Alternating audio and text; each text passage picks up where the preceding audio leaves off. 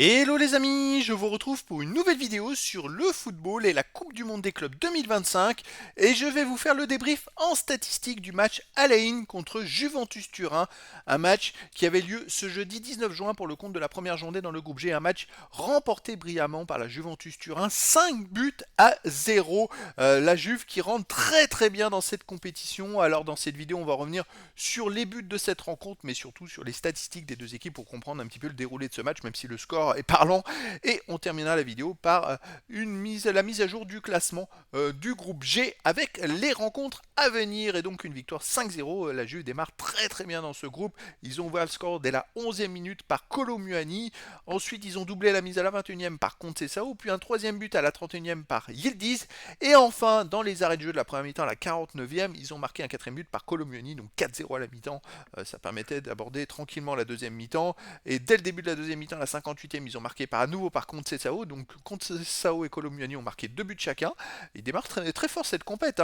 Et ils menaient 5-0 à la 58e. Puis après, ils ont laissé traîner, laissé filer jusqu'à la fin du match pour pouvoir se préserver pour les rencontres à venir. Et donc, dans les statistiques, il y a eu 64% de possession de balle à 36% pour la Juve, qui a pourtant en plus mené très tôt. Ils ont mené tout le match et ils ont eu beaucoup de possession de balle. 619 passes tentées à 353, 560 passes réussies à 300, 90,4% de passes réussies à 85%. C'est quand même une très grosse domination de la Juve. Deux occasions manquées à 0 pour la Juve. 32 ballons touchés dans la surface adverse à 11 pour la Juve, 1,4 en XG à 0,55. Alors c'est très faible par contre. 1,4 seulement XG pour la Juve et pourtant ils ont marqué 5 buts.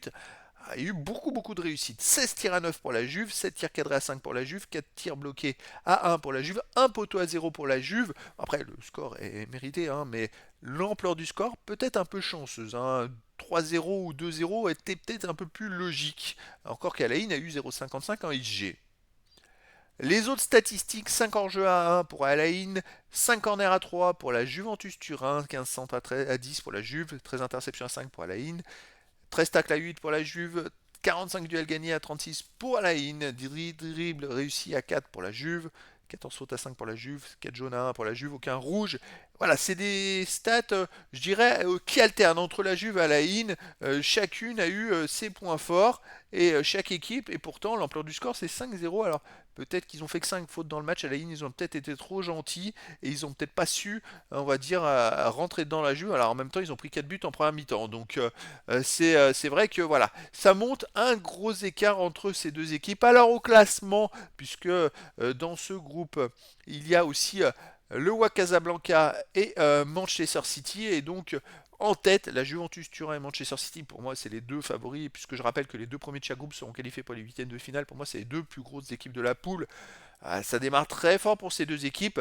À la prochaine journée, la Juve jouera contre le WAC Casablanca et Manchester City contre Al Ain. Donc si ces deux équipes gagnent, elles seront qualifiées après 2 journées, puisqu'à la dernière journée, elles vont s'affronter et donc elles auront 6 points alors que les autres équipes en ont 0. Donc prochaine rencontre décisive, on va dire, dans ce groupe. En cas de victoire de la Juve et de Manchester City, ce seront les deux qualifiés qui se battront pour la première place à la dernière journée.